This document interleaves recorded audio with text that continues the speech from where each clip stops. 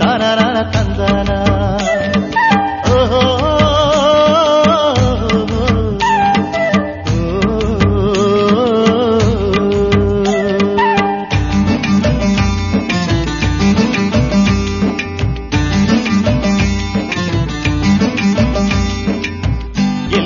ಹೋಗಲಿ ಎಲ್ಲಿ ನಾ ನೋಡಲಿ ಎಲ್ಲೆಲ್ಲಿಯೂ ನೀ ತುಂಬಿರುವೆ ಯೇಸುವೆ, ಪಾಪಿಗೆ ಆಸರೆ ನೀವೇ ಯೇಸುವೆ, ಪಾಪಿಗೆ ಆಸರೆ ನೀವೇ. ತಂದಾನ ತಾನನ ತಂದಾನ ತನನ ತಾನನ ತಂದಾನ. ಓಹೋ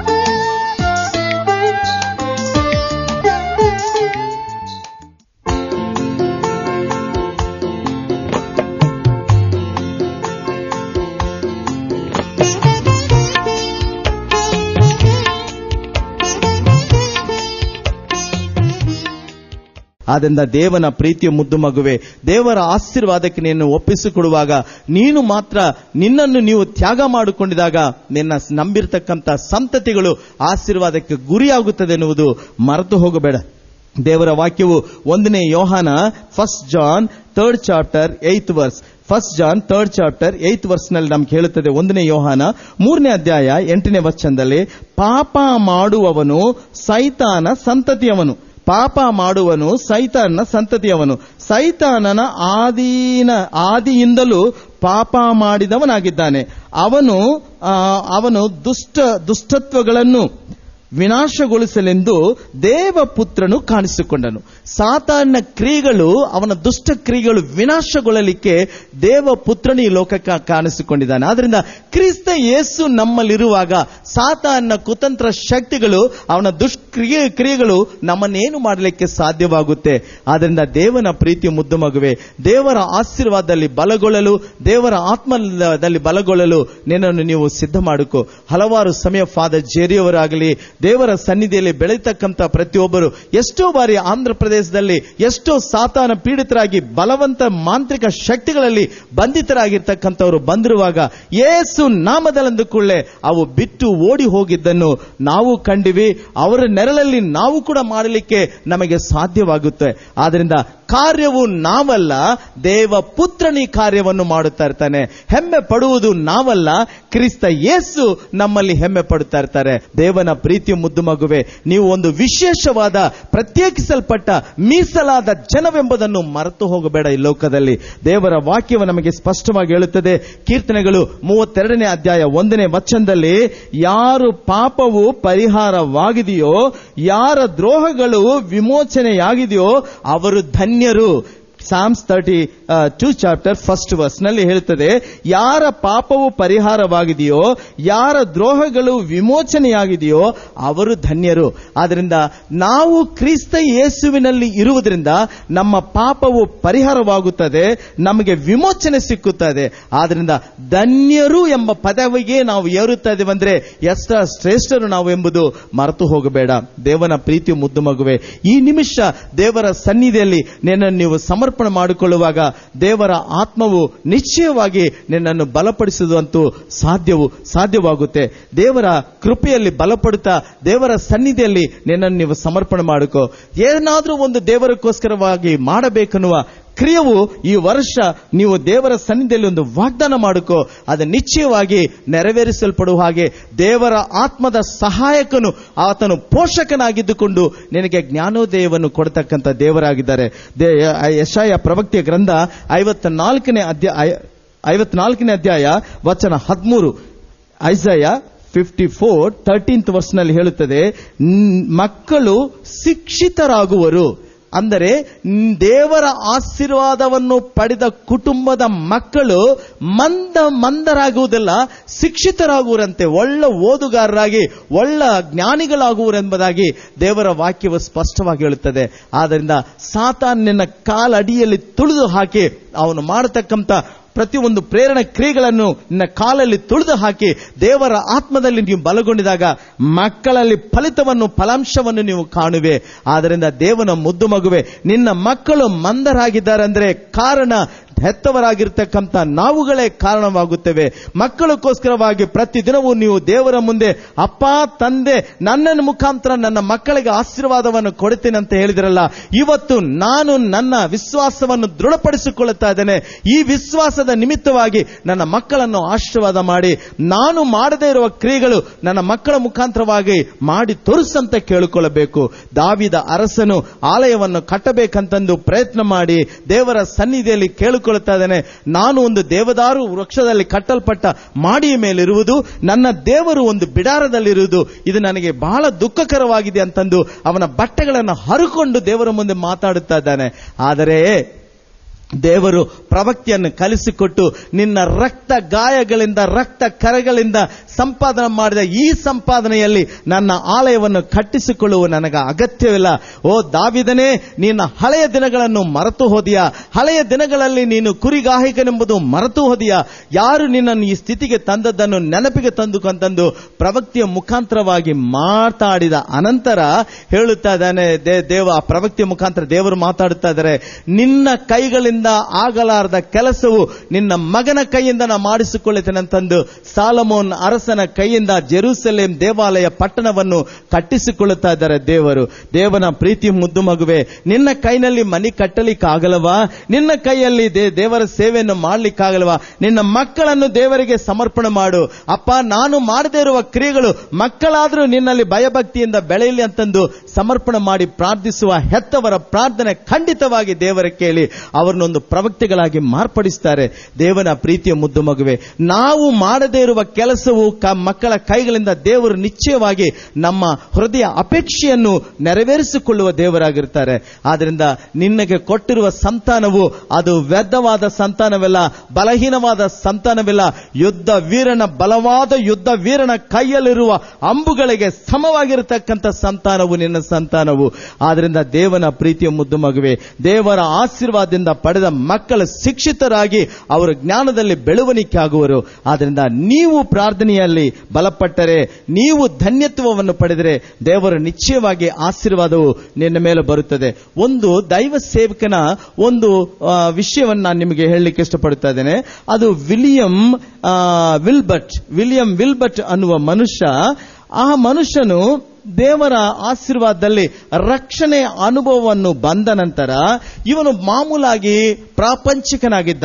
ಆದರೆ ದೇವರನ್ನು ಅರಿತು ದೇವರಲ್ಲಿ ಅವನ ಬಲಪಟ್ಟ ನಂತರ ಕ್ರಿಸ್ತನ ಪ್ರೀತಿಯನ್ನು ಅರಿತುಕೊಂಡಿದ್ದ. ಕ್ರಿಸ್ತನ ಪ್ರೀತಿಯನ್ನು ಅರಿತುಕೊಂಡ ಇವನು ಕ್ರಿಸ್ತನ ಪ್ರೀತಿಯಲ್ಲಿ ಬೆಳವಣಿಗೆ ಆಗ್ತಾ ಬಂದ. ಆತನ ಒಂದು ಮನಸ್ಸಿಗೆ ಬಂದಿತ್ತು, ನಾನು ಏನಾದರೂ ಕ್ರಿಸ್ತ ಯೇಸುವಿನಿಗೆ ಒಂದು ಕಾರ್ಯವನ್ನು ಮಾಡಬೇಕಂತ ನೆನೆಸಿಕೊಂಡು ಅವನು ಆಲೋಚನೆ ಮಾಡಿ, ಪ್ರಭುವೇ, ನನಗೆ ಆ ಗಿದ್ಯೋನನ್ನು, ಬಲಹೀನವಾದ ಗಿದ್ಯೋನ್ನ ಆಶೀರ್ವಾದ ಮಾಡಿ ಇಸ್ರೇಲ್ ಜನಾಂಗವನ್ನು ಕರೆತರುವಂಗೆ ಮಾಡಿದೀಯಾ? ಇನ್ನು ಮೋಶೆಯನ್ನು ಆಶೀರ್ವಾದ ಮಾಡಿ, ಅಹರೋನ್ನ ಆಶೀರ್ವಾದ ಮಾಡಿ ಈಜಿಪ್ಟ್ನಿಂದ ಇಸ್ರೇಲ್ ಜನಾಂಗವನ್ನು ಕರೆತರಲು ಮಾಡಿದೀಯಾ? ಇಬ್ಬರನಿಂದ ಇಸ್ರೇಲ್ ಜನಾಂಗವೇ ಸಂರಕ್ಷಣೆ ಆಯಿತು. ಗಿದ್ಯೋನು ಒಬ್ಬನಿಂದ ಇಸ್ರೇಲ್ ಜನಾಂಗವನ್ನು ನಡೆಸಿಕೊಟ್ಟಿದ್ಯಾ? ಯೆಹೋಶುವನ ಒಬ್ಬನ ಕೈಯಿಂದ ಇಸ್ರೇಲ್ ಜನಾಂಗವನ್ನು ನಡೆಸಿಕೊಂಡಿದೆಯಾ?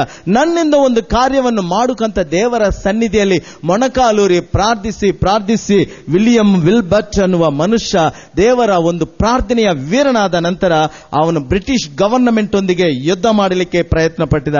ಬ್ರಿಟಿಷ್ ಗವರ್ನಮೆಂಟ್ ನನ್ನೇ ತಲೆಕೀಳಿಗಾಗಿ ಮಾಡಿದ.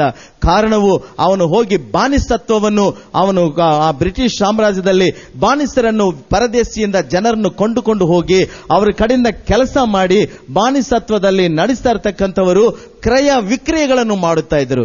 ಕ್ರಯ ವಿಕ್ರಯಗಳನ್ನು ಮಾಡಲಿಕ್ಕೆ ಆ ಹಡಗಲ್ಲಿ, ಬ್ರಿಟಿಷ್ ಹಡಗಲ್ಲಿ ಬೇರೆ ದೇಶಗಳಿಂದ ಜನರನ್ನು ಕೊಂಡು ಹೋಗಿ ಅವರನ್ನು ಆಕ್ಷನ್ ನಲ್ಲಿ ಅವರನ್ನು ಬೇರೆಯವರಿಗೆ ಸೇಲ್ ಮಾಡುವರು. ಆ ಕೊಂಡುಕೊಂಡು ಹೋದ ಜನಾಂಗವು ಮೃಗಗಳಾಗಿ ಮನೆಗಳಲ್ಲಿ ಕಷ್ಟಪಡಬೇಕಾಗಿತ್ತು, ಒಂದು ಸ್ಲೇವ್ಸ್ ಆಗಿ, ಒಂದು ಬಾನಿಸರಾಗಿ. ಅಂತವರ ಸನ್ನಿಧಿಯಲ್ಲಿ ನಾ ಸೇವೆ ಮಾಡಬೇಕಂತ ಹೇಳಿ ಬ್ರಿಟಿಷ್ ಗವರ್ನಮೆಂಟ್ ಒಂದಿಗೆ ಹೋರಾಡಿ 8 ಲಕ್ಷದ ಬಾನಿಸತ್ವದಲ್ಲಿ ಮುಳುಗಿರ್ತಕ್ಕಂಥ ಜನಾಂಗಕ್ಕೆ ಬಿಡುಗಡೆಯನ್ನು ಕೊಡುವ ಹಾಗೆ ಆತನು ಕಾರ್ಯವನ್ನು ಮಾಡಿದ. ಆತನು ಮಾಡಿದ ಕಾರ್ಯವು 1834 ಇಸ್ವಿ ಜುಲೈ 31 ಆತನು ಅರ್ಧ ರಾತ್ರಿಯಲ್ಲಿ ಗವರ್ನಮೆಂಟ್ ತಲೆಕೀಳಿಗಾಗಿ ಆರ್ಡರ್ ಅನ್ನು ಕೊಟ್ಟಿತ್ತು. ಇದನ್ನು ನಿಷೇಧಿಸ್ತಾ ಇದ್ದೇವೆ, ಆದ್ರಿಂದ ಯಾರು ಸ್ಲೇವ್ಸ್ ಆಗಿದ್ದಾರೋ ಅವರೆಲ್ಲರಿಗೆ ಬಿಡುಗಡೆ ಕೊಡ್ತಾ ಇದ್ದೇವೆ ಅಂತ ಹೇಳಿದಾಗ 8 ಲಕ್ಷ ಜನರು ಬಿಡುಗಡೆಯಾದರು. ದೇವನ ಪ್ರೀತಿಯ ಮುದ್ದು ಮಗುವೆ, ನಿನ್ನ ಕೈಯಲ್ಲಿ ಏನಾದರೂ ಒಂದು ಕಾರ್ಯವು ದೇವರು ಮಾಡಿಕೊಳ್ಳಬೇಕಂತಂದು ಅಪೇಕ್ಷೆ ಅವರಿಗಿರುವುದರಿಂದ ಆ ಅಪೇಕ್ಷೆಯನ್ನು ಪೂರೈಸಲು ಇವತ್ತು ದೇವರ ಕೈಗಳಿಗೆ ನಿನ್ನನ್ನು ಸಮರ್ಪಣೆ ಮಾಡಿಕೊಳ್ಳುವಿಯಾ?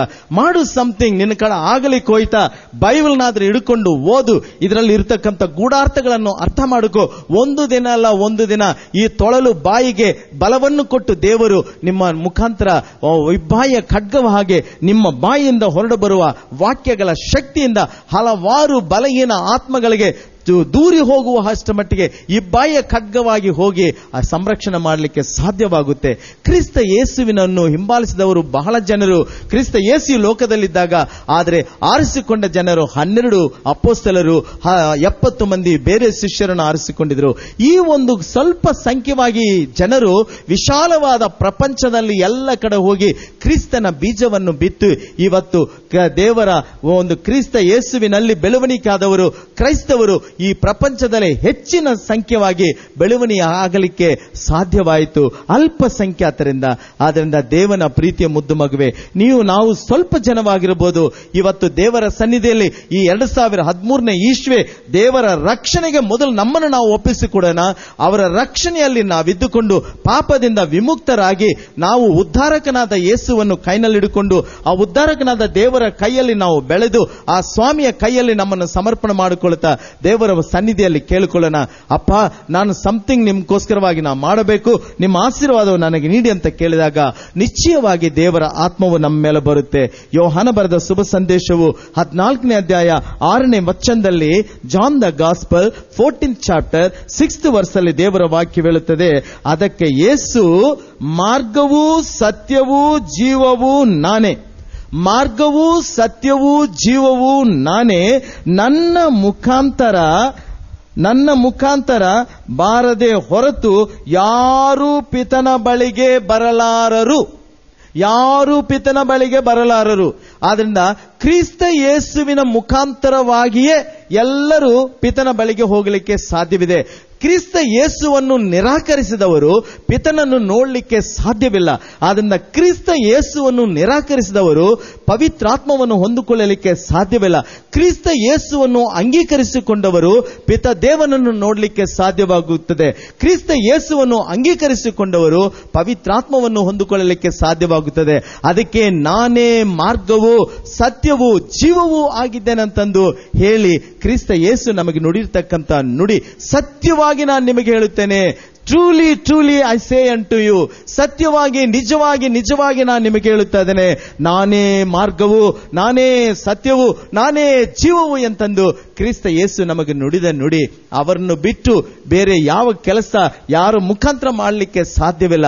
ಆದ್ದರಿಂದ ಕ್ರಿಸ್ತ ಯೇಸುವಿನ ಮುಖಾಂತರ ಮಾತ್ರ ಯಾವ ಕಾರ್ಯವು ನೀವು ಜಯವನ್ನು ಹೊಂದಿಕೊಳ್ಳಲಿಕ್ಕೆ ಸಾಧ್ಯವಾಗುತ್ತದೆ ವಿನಃ ಯಾವ ಪುಣ್ಯಕ್ಷೇತ್ರಗಳನ್ನು ಭೇಟಿಯಾಗುವುದರಲ್ಲಾಗಲಿ, ಯಾವುದೋ ನದಿ ಸ್ನಾನ ಮಾಡುವುದರಲ್ಲಾಗಲಿ, ಯಾವುದೋ ಸಮುದ್ರ ತೀರದಲ್ಲಿ ಹೋಗಿ ಸ್ನಾನ ಮಾಡುವುದರಲ್ಲಾಗಲಿ, ಬೆಟ್ಟದ ತುದಿಗೆ ಹೋಗಿ ತಪಸ್ಸನ್ನು ಮಾಡುವುದರಲ್ಲಾಗಲಿ, ಎಲ್ಲ ಕುಟುಂಬವನ್ನು ಬಿಟ್ಟು ಹೋಗಿ ನಿರ್ಗತಿಗಳಾಗಿ ಎಲ್ಲ ದೇಹದಲ್ಲಿ ಯಾವ ಬಟ್ಟೆ ಹಾಕದೆ ಹೋಗಿ ಒಂದು ಮೂಲೆಯಲ್ಲಿ ಕೂತುಕೊಂಡು ತಪಸ್ಸು ಮಾಡುವುದರಲ್ಲಾಗಲಿ ರಕ್ಷಣೆ ಸಿಕ್ಕುವುದಿಲ್ಲ.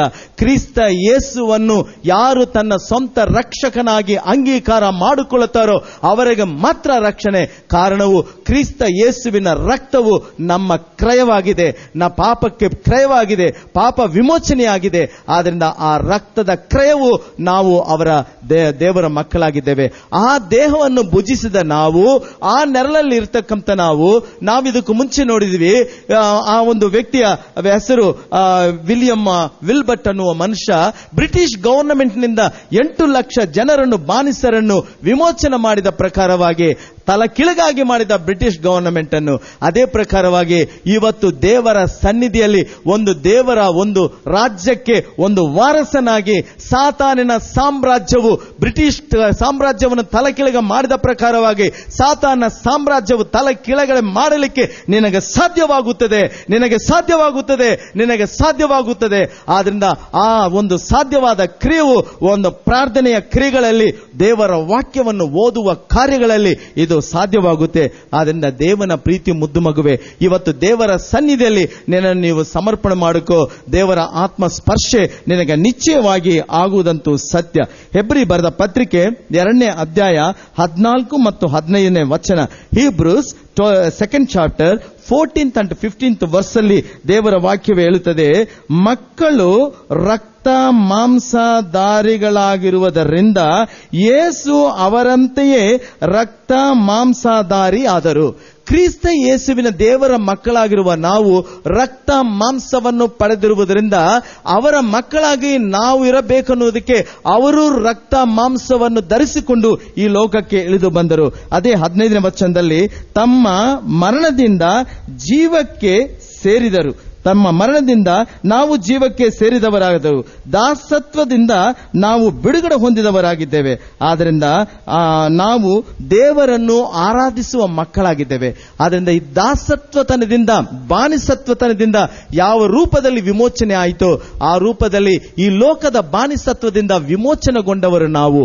ವಿಮೋಚನೆಗೊಂಡ ನಾವು ದೇವರ ಸನ್ನಿಧಿಯಲ್ಲಿ ಬಲಪಟ್ಟು, ದೇವರ ಆತ್ಮದಲ್ಲಿ ಬಲಪಟ್ಟು, ದೇವರ ಸಾಮ್ರಾಜ್ಯವನ್ನು ಕಟ್ಟಲು ಇವತ್ತು ನಮ್ಮನ್ನು ನಾವು ಸಮರ್ಪಣೆ ಮಾಡಿಕೊಳ್ಳಬೇಕಲ್ಲವಾ? ಹಾಗಾದ್ರೆ ದೇವನ ಪ್ರೀತಿ ಮುದ್ದು ಮಗುವೆ, ಇವತ್ತು ರಕ್ಷಣೆ ನಿನಗೆ ಸಿಕ್ಕುವುದು ಬೇರೆ ಯಾವ ಕ್ರಿಯೆಗಳಿಂದಲ್ಲ, ಯಾರ ವ್ಯಕ್ತಿಗಳಿಂದಲ್ಲ, ಯಾವ ಒಂದು ನುಡಿಯುವ ಹಿತನುಡಿಗಳಿಂದಲ್ಲ, ನೀವು ಮಾಡುವ ದಾನಗಳಿಂದಲ್ಲ, ನೀವು ಕಟ್ಟುವ ಕ್ರಿಯೆಗಳಿಂದಲ್ಲ, ನೀವು ಸಮರ್ಪಣೆ ಮಾಡುವ ಪೂಜೆ ಕ್ರಿಯೆಗಳಿಂದಲ್ಲ. ಆದರೆ ನಿನ್ನ ಹೃದಯಕ್ಕೆ ಸಂಬಂಧಪಟ್ಟದ್ದು, ನಿನ್ನ ಹೃದಯವು ಯಾವಾಗ ದೇವರ ವೇಗುಲವಾಗಿ ಆ ಒಂದು ವೇಗುಲದಲ್ಲಿ ದೇವರನ್ನು ಸೇರಿಸಿಕೊಂಡು, ಆ ವೇಗುಲದಿಂದ ಪ್ರತಿ ದಿನವೂ ನನ್ನ ಸ್ವಾಮಿ ನಿವಾಸ ಸ್ಥಳವು ನನ್ನ ಹೃದಯವು, ಸ್ವಾಮಿ ನಿವಾಸವಾಗಿರುವ ಈ ಸ್ಥಳದಲ್ಲಿ ಅಡಗಿರತಕ್ಕಂಥ ಎಲ್ಲ ಪಾಪಗಳನ್ನು ಬಹಿರಂಗಕ್ಕೆ ತಂದು ವಿಮೋಚನೆಗೊಂಡು ನಾನು ಇದರಿಂದ ಬಿಡುಗಡೆ ಹೊಂದಿಕೊಂಡು, ಈ ಬಾನಿಸತ್ವದಿಂದ ಬಿಡುಗಡೆ ಹೊಂದು ನನ್ನ ದೇವರಿಗೆ ಸಾಕ್ಷಿಯುತ ಮಗನಾಗಿ ನಾ ಬಾಳಬೇಕನ್ನುವ ಒಂದೇ ಒಂದು ಕಾರ್ಯವು ಇವತ್ತು ನಾವು ಕಟ್ಟುಕೊಂಡಿದ್ದೇವೆ. ಅಂದರೆ ನಿಶ್ಚಯವಾಗಿ ನಮ್ಮ ಮುಖಾಂತರವಾಗಿ ನಮ್ಮ ಮಕ್ಕಳ ಆಶೀರ್ವಾದಿತರಾಗುವರು. ದೇವರ ವಾಕ್ಯವು ಒಂದು ವಾಗ್ದಾನವು ಯೆಶಾಯ ಪ್ರವಕ್ತೆಯ ಗ್ರಂಥವು 54ನೇ ಅಧ್ಯಾಯ 10ನೇ ವಚನದಲ್ಲಿ ಹೇಳುತ್ತದೆ. ಯೆಶಾಯ ಪ್ರವಕ್ತೆಯ ಗ್ರಂಥವು 54ನೇ ಅಧ್ಯಾಯ 10ನೇ ವಚನದಲ್ಲಿ, ಬೆಟ್ಟ ಗುಡ್ಡಗಳು ಕದಲಿ ಹೋಗುವವು, ಬೆಟ್ಟ ಗುಡ್ಡಗಳು ಕದಲಿ ಹೋಗುವವು, ಆದರೆ ದೇವರ ವಾಕ್ಯವು ಯಥಾಸ್ಥಿತಿಯಾಗಿ ಶಾಶ್ವತವಾಗಿರುವುದು. ದೇವರ ವಾಗ್ದಾನ ಒಂದು ಕೂಡ ತಪ್ಪಿ ಹೋಗುವುದಿಲ್ಲ. ಬೆಟ್ಟ ಗುಡ್ಡಗಳು, ಕಾಡು ಬೆಟ್ಟಗಳು ಕರಗಿ ಹೋಗುತ್ತವೆ, ಆದರೆ ದೇವರ ವಾಗ್ದಾನವು ಸದಾ ಶಾಶ್ವತವಾಗಿರ್ತಕ್ಕಂಥದ್ದು. ಆದ್ದರಿಂದ ದೇವನ ಪ್ರೀತಿಯ ಮುದ್ದು ಮಗುವೆ, ದೇವರ ವಾಕ್ಯದಲ್ಲಿ ಬಲಪಟ್ಟ ನಾವು, ದೇವರ ಆತ್ಮದಲ್ಲಿ ಬಲಪಟ್ಟ ನಾವು ದೇವರ ಸನ್ನಿಧಿಯಲ್ಲಿ ನಮ್ಮನ್ನು ಸಮರ್ಪಣೆ ಮಾಡಿಕೊಳ್ಳಬೇಕಲ್ಲ. ಪ್ರಾರ್ಥನೆ ವೀರನಾಗಲಿಕ್ಕೆ ಸಾಧ್ಯವಿದೆಯಾ? ಆತ್ಮಗಳನ್ನು ಗೆಲ್ಲುವ ಶಕ್ತಿ ನಿನ್ನಲ್ಲಿದೆಯಾ?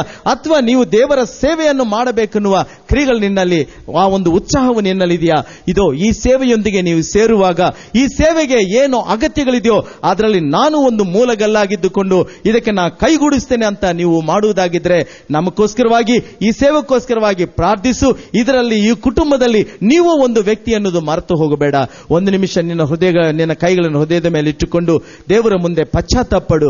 ದೇವರಿಗೆ ವಿರುದ್ಧವಾಗಿ ಓಡಿ ಹೋದ ಯಾವ ಪಾಪವನ್ನು ಕಟ್ಟುಕೊಂಡು ಜೀವನ ಮಾಡುತ್ತಾ ಇದೆಯಾ? ಯಾವ ಒಂದು ಕ್ರಿಯೆಯು ನಿನ್ನನ್ನು ದೇವರಿಗೆ ದೂರ ಮಾಡುತ್ತಾ ಇದೆ? ಯಾವ ಒಂದು ಕಾರ್ಯವು ನಿನ್ನನ್ನು ದೇವರಿಂದ ದೂರ ತಳ್ಳಿಕೊಂಡು ಹೋಗ್ತದೆ? ಅದನ್ನು ದೇವರ ಮುಂದೆ ತಂದು, ಅಪ್ಪ, ಈ ಒಂದು ಕಾರ್ಯವು ನನ್ನಲ್ಲಿ ಅಡಗಿರುವುದರಿಂದ ನಿನ್ನಿಂದ ನಾ ದೂರವಾದೇನೆ, ನನ್ನನ್ನು ಕ್ಷಮಿಸು ದೇವ ಅಂತಂದು ದೇವರ ಸನ್ನಿಧಿಯಲ್ಲಿ ಕೇಳಿಕೊಳ್ಳುವಿಯಾ?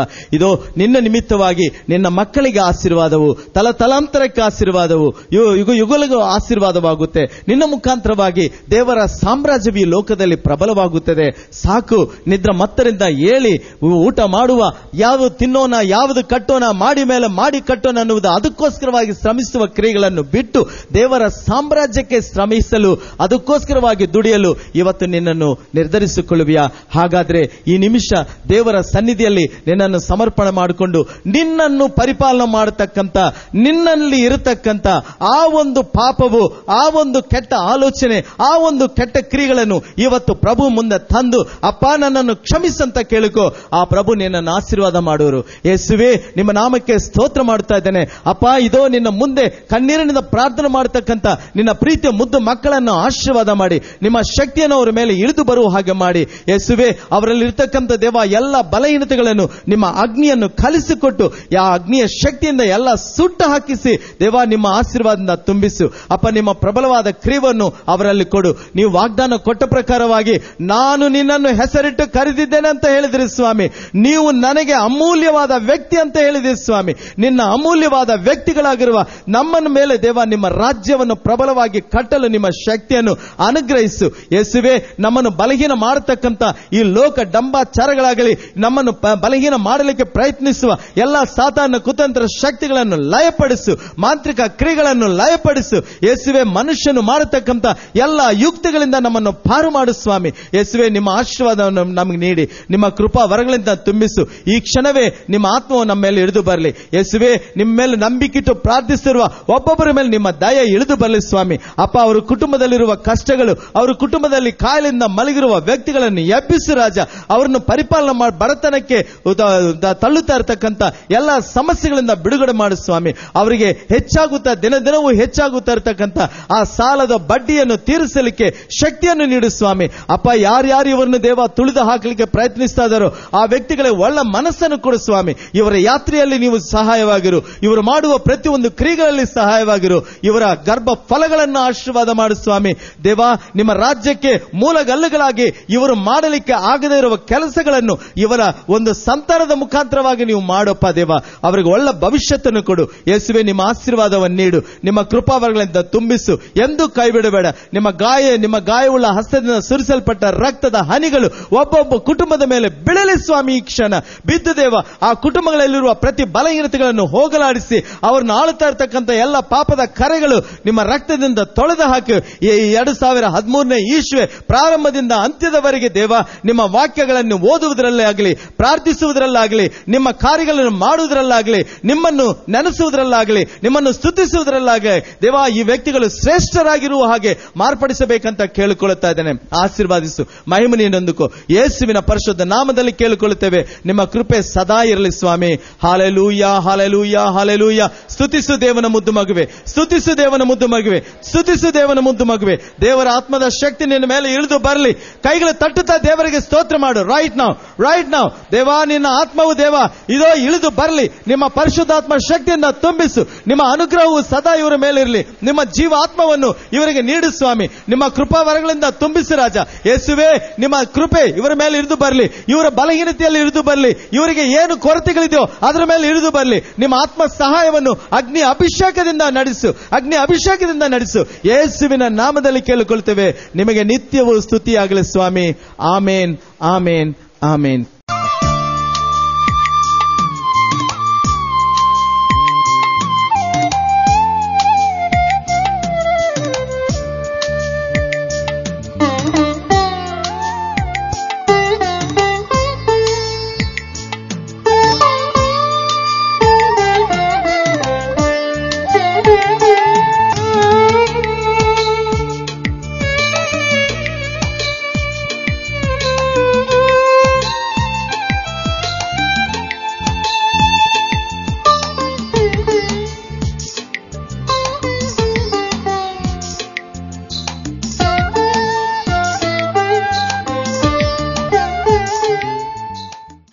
ಯೇಸು ನುಡಿದರು, ದುಡಿದು ಭಾರ ಹೊತ್ತು ಬಳಲಿ ಬೆಂಡಾಗಿರುವ ಸರ್ವ ಜನರೇ, ನೀವೆಲ್ಲರೂ ನನ್ನ ಬಳಿಗೆ ಬನ್ನಿರಿ, ನಾನು ನಿಮಗೆ ವಿಶ್ರಾಂತಿ ಕೊಡುತ್ತೇನೆ.